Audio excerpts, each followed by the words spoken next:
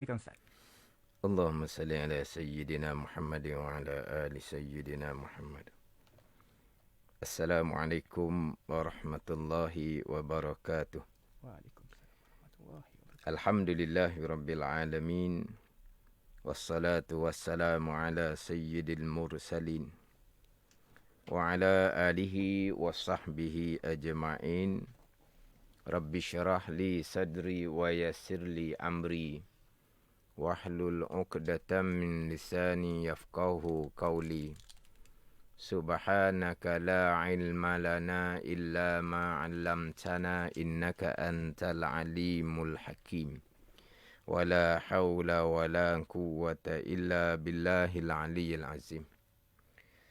Terima kasih kepada DJ Fan. Alhamdulillah, di petang Jumaat penghulu segala hari kita dapat menyambung kembali slot Talaqi Safinatun Najah mengguna pakai kitab Safinatun Najah karangan Syekh Salim bin Abdullah Sumai Hadrami. Jadi untuk kitab Safinatun Najah edisi Jawi, muka surat 2 baris yang ketiga daripada atas. Saya akan ulang balik minggu lepas lah. Minggu lepas kita baca di tempat yang sama. Jadi minggu ni akan baca sekali lagi di tempat yang sama. Muka surat 2 baris yang ketiga daripada atas. Qala al-muallifu rahimahullahu ta'ala wa nafa'ana bi'ulumihi amin. Wa sallallahu ala sayyidina Muhammadin khatamin nabiyyin wa alihi wa sahbihi ajma'in. Kemudian terjemahan di bawah tu, dan mudah-mudahan memberi rahmat oleh Allah Subhanahu wa taala atas penghulu kami Nabi Muhammad sallallahu alaihi wasallam yang kesudah-sudahan daripada segala nabi. Jadi dalam kitab ni memulai dengan bismillah, kemudian disusuli dengan alhamdulillah, kemudian selawat salam atas Nabi sallallahu alaihi wasallam. Disunatkan seumpama tu. Selepas daripada memulai dengan nama Allah, bismillah, kemudian memanjatkan kesyukuran kepada Allah, memuji Allah, alhamdulillah. Kemudian nak menzahirkan terima kasih kita, cinta kita kepada Nabi sallallahu alaihi wasallam yang diutus sebagai utusan bawa agama kepada kita. Kita pun kitab pun berselawat ke atas Nabi sallallahu alaihi wasallam.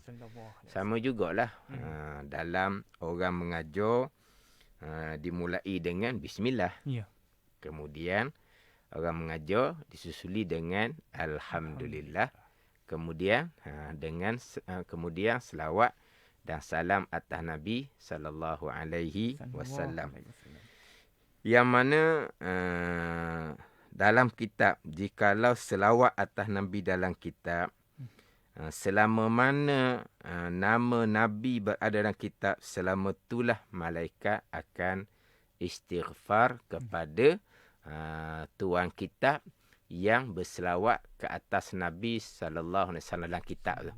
Jadi selama mana selawat, selama mana nama Nabi sallallahu alaihi wasallam berada dalam kitab, selama itulah Allah Taala akan sentiasa malaikat akan istighfar, minta ampun kepada tuan kitab.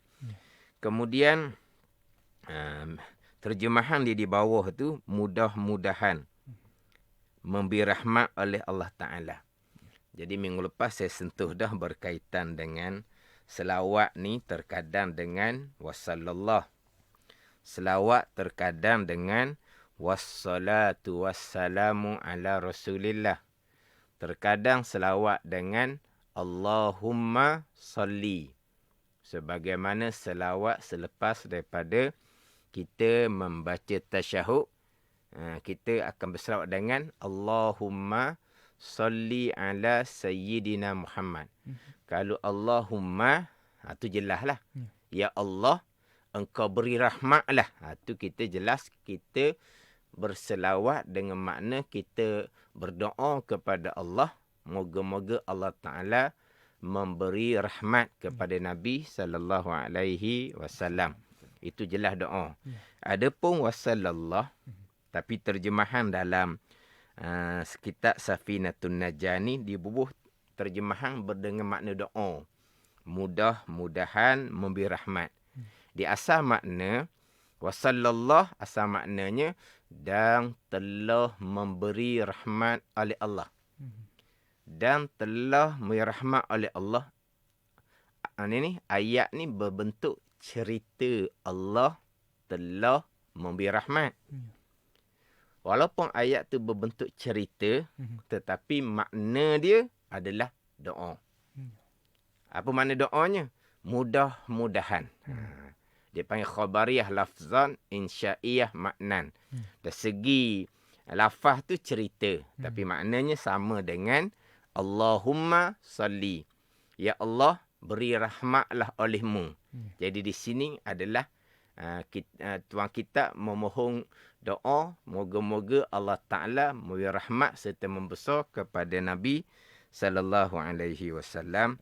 Sebab kita diperintah berdoa. Bukan bercerita. Kita diperintah berdoa. Bukan bercerita Allah telah memberi rahmat. Itu cerita, bukan. Kita dituntut supaya ya ayyuhallazina amanu sallu.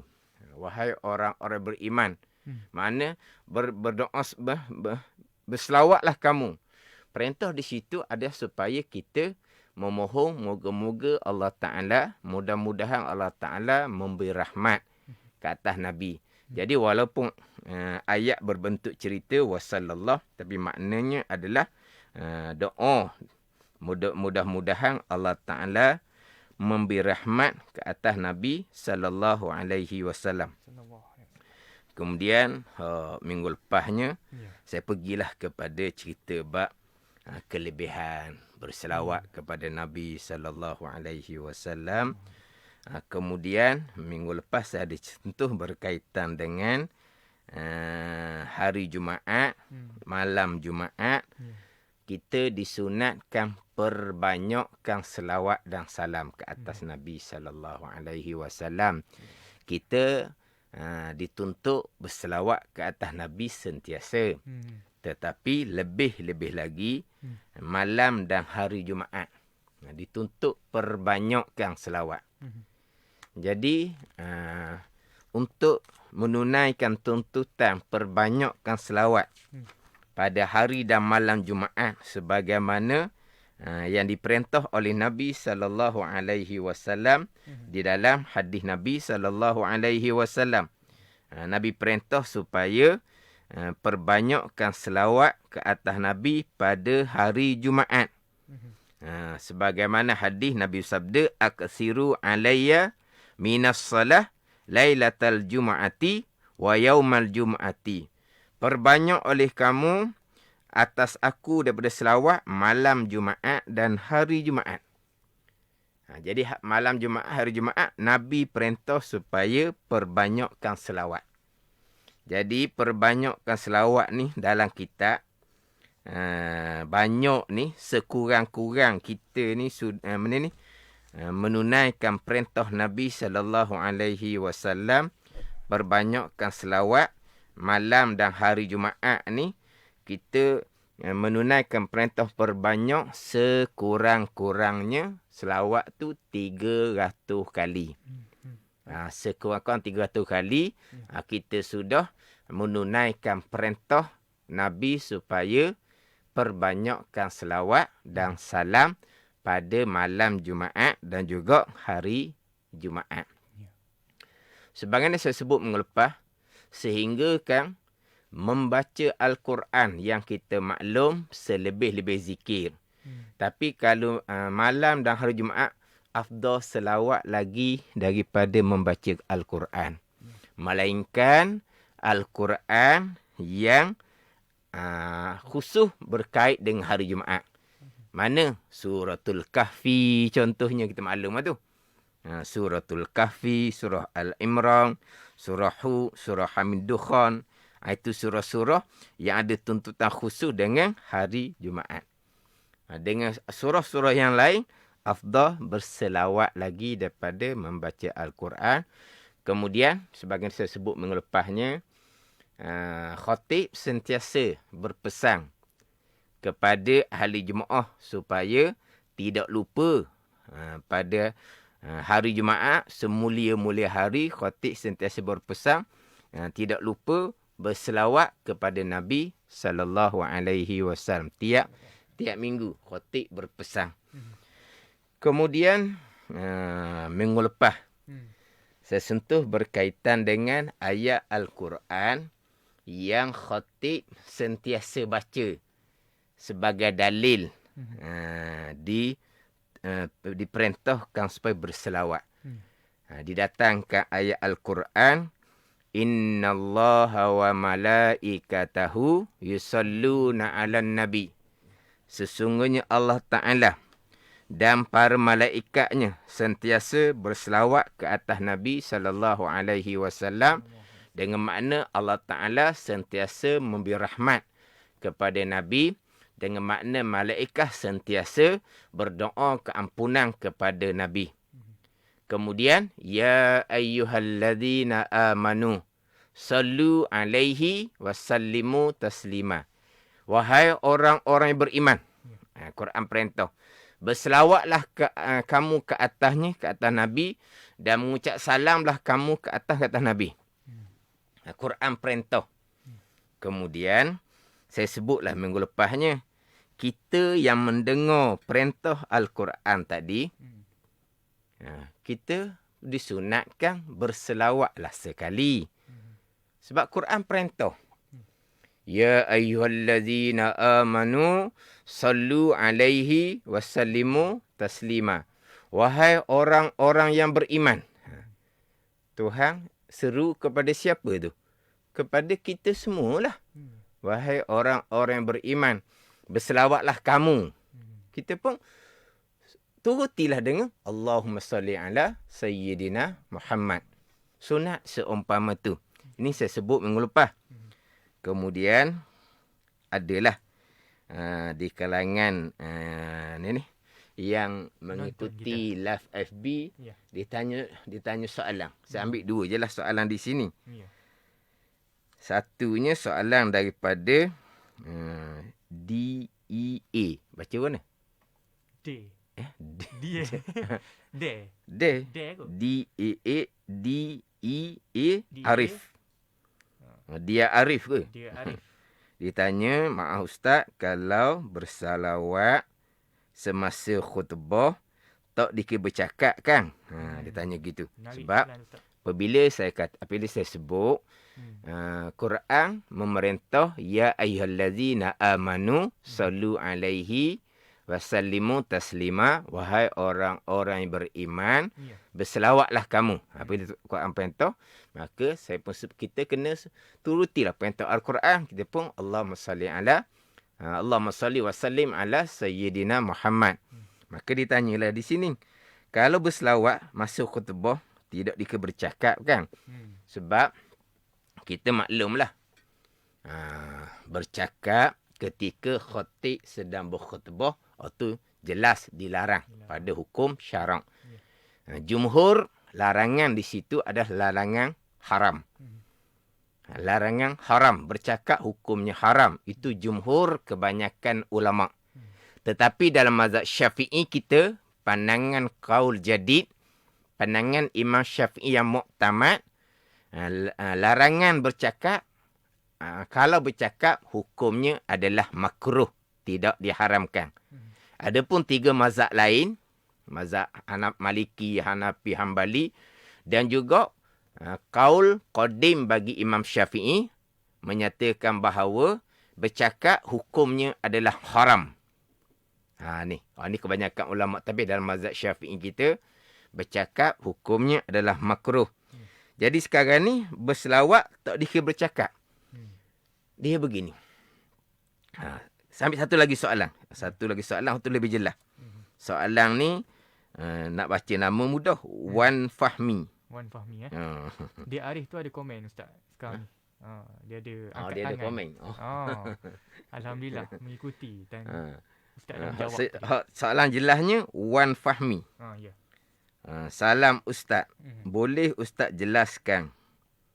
Kita tidak boleh bercakap ketika khutbah dibacakan supaya tidak luput pahala Jumaat. Tetapi Ustaz jelaskan kita dibenarkan berselawat ketika khatib membaca khutbah. Kita bukan sentiasa berselawat ketika khatib sedang berkhutbah. Sebab ketika khatib sedang berkhutbah, kita disunatkan insat dia panggil. Wa'ang situ, insat. Insat ni apa? Kita diam serta kita perhati dengar kandungan khutbah Jumaat. Sunat insat. Kita tidak disunatkan berselawat. Kita tidak disunatkan membaca Al-Quran. Kita tidak disunatkan berzikir dengan zikir yang lain. Kita disunatkan insat. Insat dengan makna kita diam serta perhati. Bawa panggil insat. Kalau diam tak perhati, panggil apa ni? Khoya fikir ke lain. Tak jadi di insat ni mana? Fastami'u lahu wa ansitu. Hak Quran perintah. Fastami'u lahu wa ansitu. Tuntut dengar dan diam serta perhati. Ketika khatib sedang berkhutbah. Adapun apabila kita hanya berselawat untuk menuruti perintah Al-Quran, itu disunatkan. Bukan kita sentiasa berselawat. Bukan kata khatib sedang berkhutbah, kita ambil tasbih, kita pun Allahumma salli ala Sayyidina Muhammad. Bukan. Sebab kita disunatkan supaya diam dan perhati dengar khutbah. Bukan suruh berselawat. Memanglah selawat tu afdal pada hari dan malam Jumaat. Tapi ketika khatib sedang berkhutbah, kita tidak dituntut berselawat. Cuma kalaulah tiba-tiba elektrik terpadam. Suara khatib kita langsung tidak mendengar. Sebab suara jadi perlahan sebab speaker tak bunyi. Elektrik terpadam. Kita agak duduk jauh sedikit di luar masjid, di tepi masjid ke, tak dengar. Barulah kita isikan dengan zikir. Zikir mana utama? Berselawat. Adapun kalau kita sedang mendengar, kita dituntut supaya diam, bukan berselawat. Hak saya sebut tadi hanya sekali sahaja. Hanya sekali sahaja kita berselawat apabila khatib membaca ya ayyuhallazina amanu sallu alaihi wasallimu taslima. Kita berselawat ni dengan angkat suara. Tapi jangan mubalarah, jangan berlebihan. Mana bunyi suara Allahumma salli wa sallim ala sayyidina Muhammad. Mana ada suara. Tapi bila mubalarah, kalau dengan suara yang terlampau kuat, hukumnya makruh. Tapi mana angkat suara bukan hanya secara perlahan tak bunyi, bukan. Dia gitu. Itu disunatkan. Itu pandangan Imam Nawawi. Walaupun pandangan Qadhi Abu Tayyib mengatakan makruh, tidak wi. Walaupun ayat Quran perintah ya ayyuhallazina amanu sallu alaihi wasallimu taslima, kata Qadhi Abu Tayyib kata makruh, itu pandangan dhaif. Itu bukan pandangan muktamad. Di pandangan muktamadnya kita sunat berselawat sekali. Sebagaimana ketika khatib berkhutbah, dia sebut nama Nabi. Bila tu khatib sebut nama Nabi, sunat kita angkat suara dengan selawat. Tu khatib kan? Disebut Nabi Muhammad. Kita di bawah ni, sallallahu alaihi wasallam. Kan? Gitu kan? Kita disunatkan angkat suara dengan selawat atas Nabi ketika Tok Khatib sebut nama Nabi. Selawatlah. Kan kita biasa gitu kan? Apabila Khatib sebut nama Nabi, kita pun sebut kita selawat. Sallallahu alaihi Dia nak sebut secara tengah gini tak jadi. Bila Tok Khatib sebut nama Nabi, kita spontan je kita berselawat. Kita selawat macam mana? Sallallahu. Aku sebut nama sabda Nabi, kita pun sallallahu alaihi wasallam. Kita sebut macam mana? Kita selawat. Sunat selawat ah. Faham tak ni? Hak tu memang disunatkan. Hak tu tak panggil bercakap tu. Memang disunatkan. Hak tadi Tok Khatib baca ayat Al-Quran. Ya ayyuhallazina amanu sallu alaihi wasallimu taslima. Selawat sekali. Selesai situ. Hak Tok Khatib ni sepanjang khutbah tu acak kali disebut nama Nabi sallallahu alaihi wasallam. Kita disunatkan angkat suara dengan selawat tu. Selawat atas Nabi. Tapi jangan angkat suara kuat. Angkat suara dengan tidak mubalaghah. Ada ni. Dia ketika khatib sedang berkhutbah ni, diam-diam pun ada ketika kita disunatkan juga. Mana ni? Berzikir. Contoh. Bila kita bersing, kita disunatkan kata Alhamdulillah. Kita sunat katakan gitu. Sekarang ni masa kita bersing tu khatib sedang berkhutbah. Ketika khatib sedang berkhutbah, kita bersing. Bila kita bersing, kita pun Alhamdulillah. Kawan kita duduk sebelah, dengar kita kata Alhamdulillah. Kawan kita tu pula sunat, dia panggil apa? Tashmid dia panggil. Tashmid ni jawab orang bersing hok kata Alhamdulillah tu. Kita sunat kata apa? Yarhamukallah. Mudah-mudahan mirahmat akan dikau oleh Allah Ta'ala. Sedang khatib berkhutbah tu. Sunat. Sekarang, ketika khatib sedang berkhutbah, kita disunatkan diam. Tidak berzikir. Tapi ada ketika kita disunatkan juga berzikir. Apabila kita bersing, sunat kita Alhamdulillah. Bukan kita Alhamdulillah pegang tasbih, bukan. Tapi bila kita bersing, kita pun kata Alhamdulillah. Kemudian, orang sebelah kita tu dengar Alhamdulillah kita tu. Bila dengar Alhamdulillah kita tu, hak tu Nabi perintah, kita jawab pula tu kan dengar ni. Jawab dengan Yarhamukallah. Sunat tu. Ketika khatib sedang berkhutbah. Apabila, ni perintah Nabi ni dalam hadis Bukhari. Orang bersing, Nabi suruh, falyakul Alhamdulillah. Nabi perintah. Maka naklah kamu kata Alhamdulillah. Apabila orang kawan kita, Nabi perintah pula orang yang dengar tu supaya kata dengan Yarhamukallah. Hak tu kan dengar kita kata Alhamdulillah tu. Lepas daripada kawan kita doa kepada kita Yarhamukallah, mudah-mudahan Allah Ta'ala kesian belah akan dikau, birahmat akan dikau. Nabi perintah pula. Hak tukang bersih ni kata pula Yahdikumullah wa yuslih balakum. Itu Nabi perintah. Sekarang kita bersing. Alhamdulillah. Khatib dan berkhutbah tu. Kawan kita duduk sebelah, doa kepada kita, Yarhamukallah. Kita sunat pula jawab balik kepada dia, doa. Yahdikumullah wa yuslihu balakum. Mudah-mudahan Allah Ta'ala hidayah akan kamu dan Allah Ta'ala perelokkan keadaan kamu. Itu sedang khatib berkhutbah tu. Disunatkan. Tapi selain daripada tu, duduk diam lah. Tapi makna duduk diam ni bukan kata tak boleh langsung hak tempat-tempat yang disunatkan.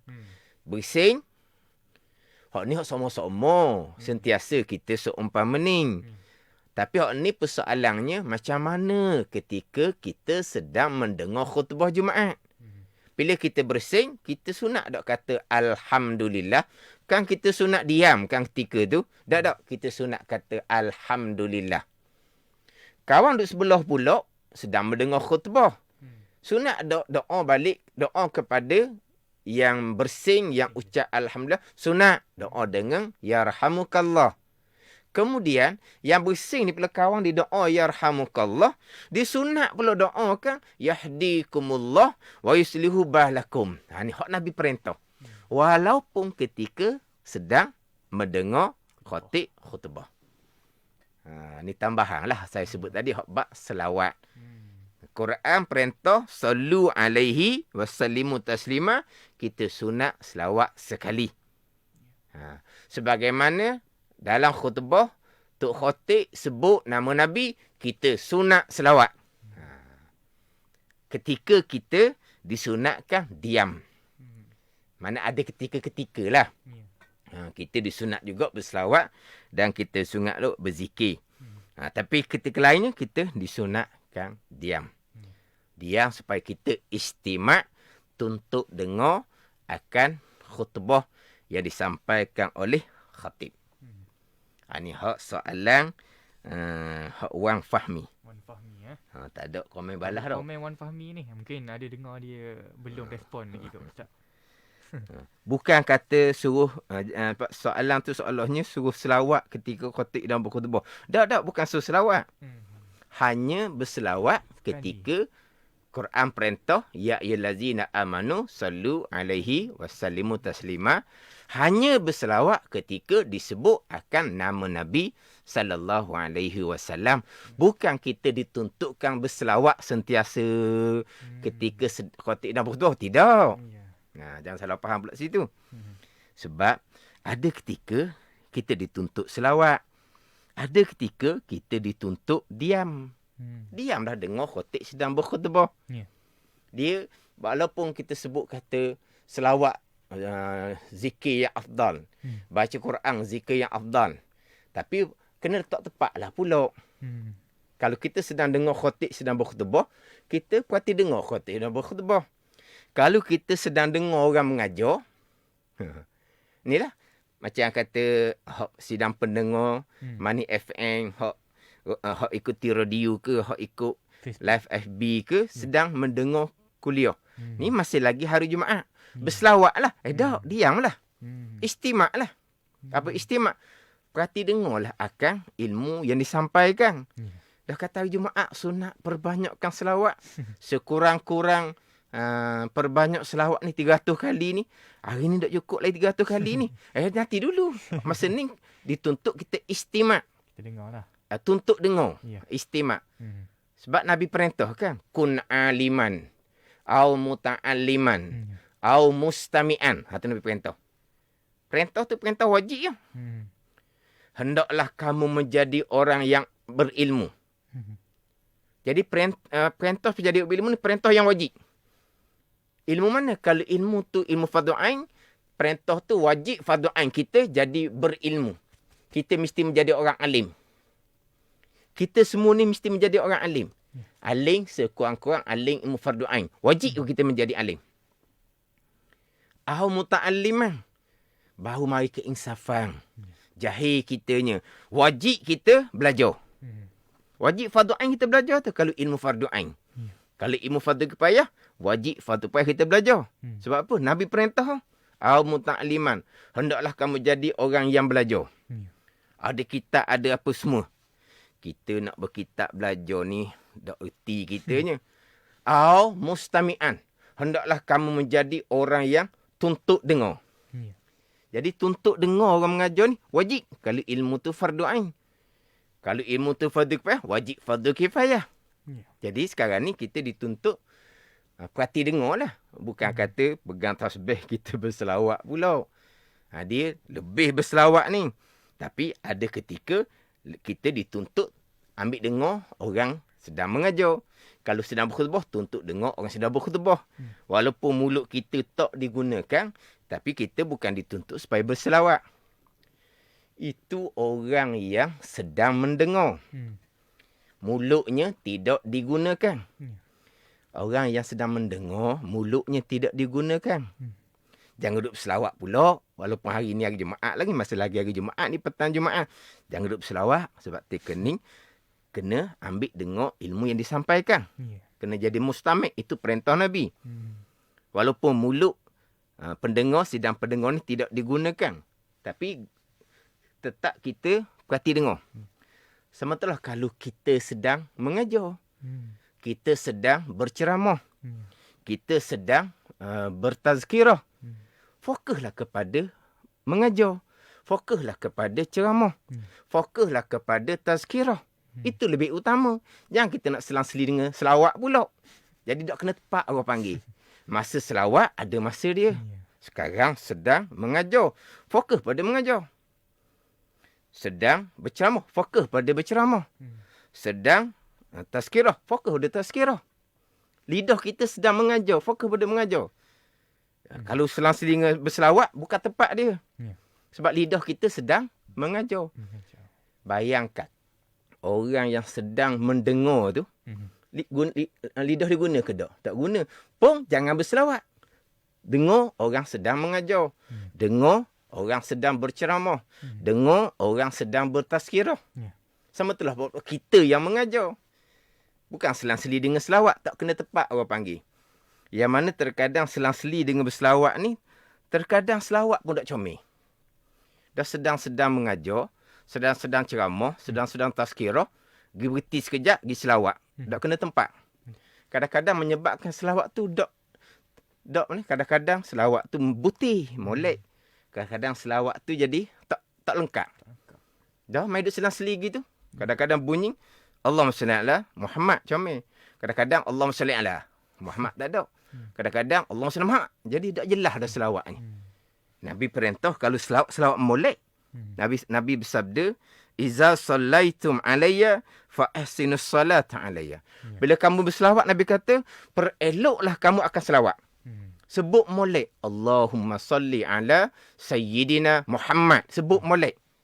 Tapi bila pergi letak selawat bukan di masa yang bukan tempat dia, tengah-tengah ceramah, nanti tengah mengajar pun nak berselawat. Jadi terkadang selawat tu tak buti, tak comel, tak molek. Bukan tempat dia masa tu. Dah kata, lebih berselawat, ada masa dia. Kita sedang menggunakan lidah untuk mengajar, untuk berceramah, untuk bertazkirah. Orang yang sedang mendengar orang mengajar, orang yang sedang mendengar orang ceramah, tazkirah, lidah mereka langsung tidak digunakan. Pun jangan berselawat. Fokus kepada ilmu. Ada masa-masa dia.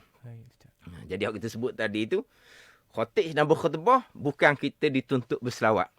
Kita dituntut perhati dengar akan selawat khutbah yang disampaikan oleh Tok Khatib. Cuma ketika khatib sebut nama Nabi SAW, kita disunatkan selawat dengan angkat suara. Tapi angkat suara pun dengan tidak mubalaghah lah. Dengan tidak bersangatan. Dengan tidak bersangatan lah. Mana angkat suara yang sederhana. Kan kita biasa kan, bila Tok Khatib sebut nama Nabi, kita pun dengar ramai-ramai berselawat.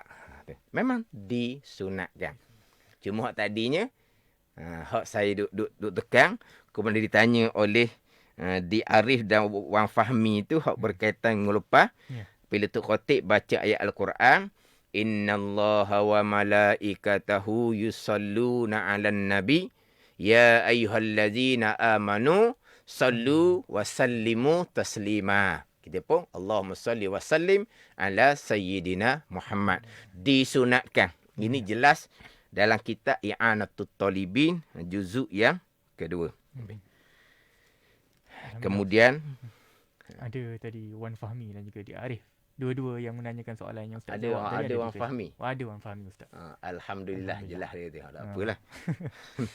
Sebab soalan tu tadi seolah-olahnya suruh berselawat. Tidak. Ketika khatib berkhutbah, kita disunatkan perhati dengar. Tidak disunatkan berselawat. Hanya berselawat ketika Quran perintah, ya ayyuhallazina amanu sallu alaihi wasallimu taslima, dan juga berselawat ketika disebut akan nama Nabi sallallahu alaihi wasallam. Jadi sekarang ni kita sambung balik kitab kita. Masa pun tak lama dah masa. Tak lama, sekejap. Sekejap je masa. Kita sambung baliklah terjemah dalam kitab Safinatun Najah ni. Mudah-mudahan memberi rahmat oleh Allah Subhanahu Wa Taala. Kemudian kalau nak cerita bab kelebihan selawat, bukan dalam kitab-kitab banyaklah cerita bab kelebihan selawat ni. Banyak cerita bab kelebihan selawat. Di antaranya, ni saya sentuh sedikit lah. Ada masa yang ada sedikit ni saya sentuh. Sebelum kita nak sambung balik kitab ni, saya nak sentuh sedikit lah berkaitan dengan kelebihan. Di antara kelebihannya, sesiapa yang banyak selawat ke atas Nabi SAW ketika hidup dia, apabila dia mati, Allah Ta'ala akan memerintah sekalian makhluk Allah supaya minta ampun kepada seseorang. Dia masa hidup dia sentiasa berselawat. Pada masa yang dituntut berselawat lah. Jadi apabila dia mati, Allah Ta'ala akan memerintahkan sekalian makhluk Allah beristighfar, minta ampun kepadanya selepas dia mati. Di antara lagi Nabi sebut, orang yang banyak selawat ke atas Nabi ni, Nabi kata, fa innaha nurun fil qabri wa nurun fis sirat wa nurun fil jannah. Selawat tadi akan menjadi cahaya di dalam kubur, menjadi cahaya ketika meniti tiang sirat, dan menjadi cahaya ketika di dalam syurga. Ni. Dan orang banyak selawat juga akan banyaklah bidadari dalam syurga. Orang yang banyak selawat ni, dia akan mencerahkan hati daripada zulmah. Dia menjadi sebab sampai kepada Allah. Di antara kelebihan laginya, dimurahkan rezeki orang yang banyak selawat. Dan juga orang yang banyak selawat ni, Allah Ta'ala akan mengharamkan jasadnya daripada api neraka. Orang yang banyak selawat. Tapi kena ingatlah, macam saya sebut slot minggu lepasnya, perbanyakkan selawat ni serta kita sentiasa mengikuti agama yang dibawa oleh Nabi SAW. Kalau selawat saja tanpa mempelajari akidah Nabi SAW, selawat saja tanpa mendirikan sembahyang sempurna sebagaimana ini perintah oleh Nabi SAW, selawat saja tanpa menyemai sifat-sifat baik dalam hati, tu tak ada faedah seumpama tu. Sentiasa berselawat menzahirkan kecintaan kita kepada Rasul, sebab Rasul bawa kita ilmu akidah yang kita berpegang. Rasul bawa kepada kita macam mana mendirikan sembahyang yang sempurna. Rasul bawa kepada kita macam mana sifat hati kita dengan sifat-sifat yang baik. Jadi kita nak menzahirkan terima kasih kita, kecintaan kepada Rasul, kita pun perbanyakkan selawat. Apalah, ada faedah selawat tu. Kalau selawat saja belajar fardu ain pun tidak, akidah tak peduli, tak ada faedah tu. Sebagaimana kita perbanyakkan zikir la ilaha illallah.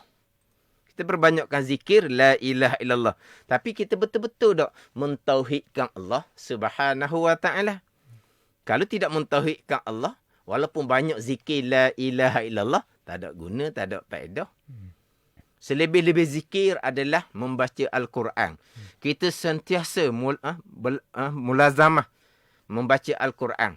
Tapi kita beramal tak dengan Al-Quran yang kita baca? Kita berakidah dengan akidah Al-Quran yang kita baca?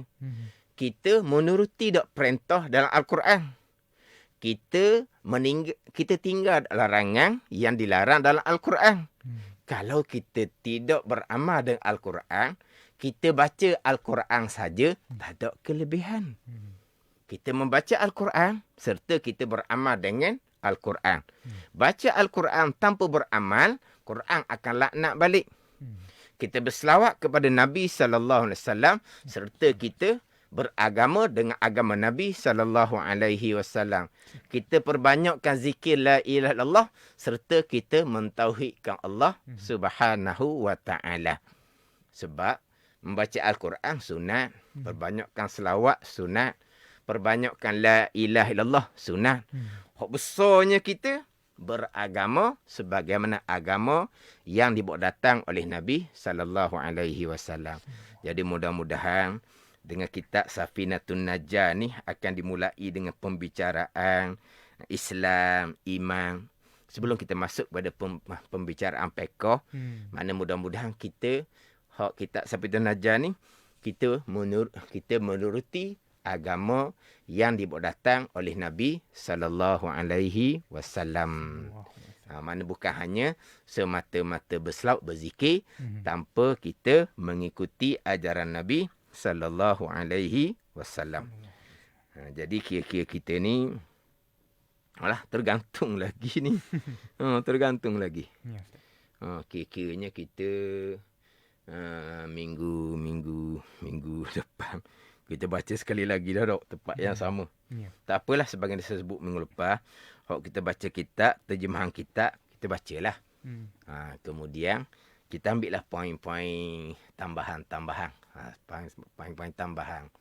Kitab ni kecil je, kalau kita baca terjemah tu jalan sekejap je habis. Jadi kita belajar cara-cara orang ramai lah, cara-cara kampung lah kita baca kitab, kata kita pergi kepada tambahan-tambahan amalan kita apa semua.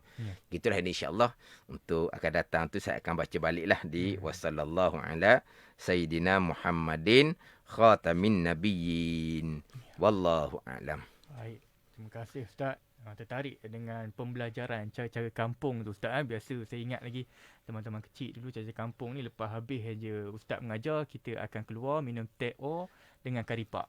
Tapi mungkin anda boleh makan apa saja juadah pada petang ini di rumah masing-masing lah. Tapi syukur alhamdulillah kepada teknologi yang ada, kita setiap minggu pada hari Jumaat jam 6 petang sehinggalah ke penghujungnya, insya-Allah menghampiri masa yang sama juga pada minggu hadapan kita sambung balik kitab yang telah pun diterangkan dan juga diajar oleh Ustaz berkaitan dengan kitab Safinatun Najah.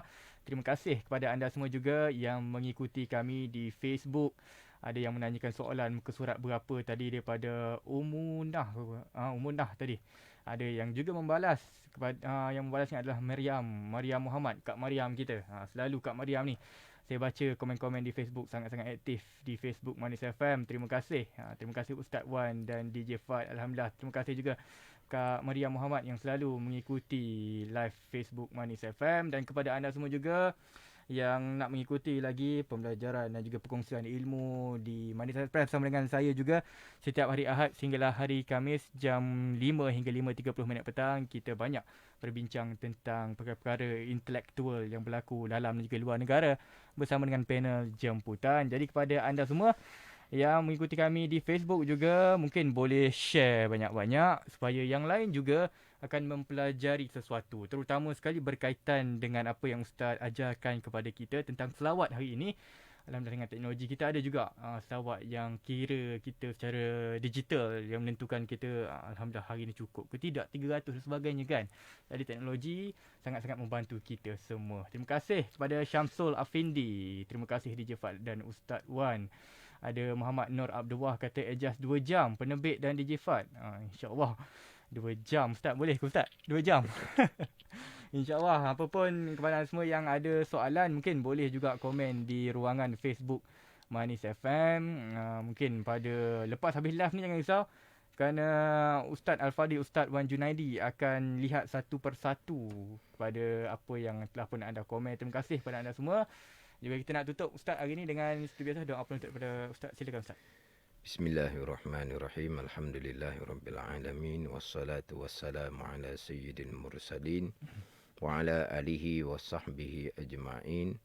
Allahumma aftah alaina futuhal arifin.